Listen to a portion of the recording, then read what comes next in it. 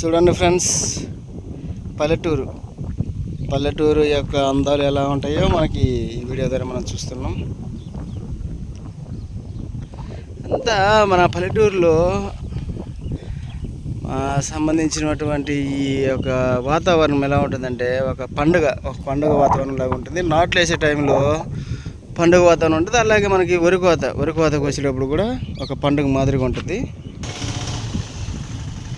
అక్కడ మనకి జూమ్ చేస్తాను, చూడండి ఎంతమంది పనులు చేస్తున్నారు, నాట్లు వేస్తున్నారు. ఇక్కడ పల్లెటూరులో ఉన్న వాతావరణం కూడా ఎక్కడ ఉండదండి. చూడండి ఎంతమంది ఉన్నారు. అంతా ఒక పండుగ మాదిరిగా పని చేసుకుంటా ఉంటారు. పల్లెటూరే అబ్బా. చూడండి ఎంత పొలాలు, అంత నాట్లు వేసారు. సైడ్ అయితే కొన్ని బ్యాలెన్స్ ఉన్నాయి.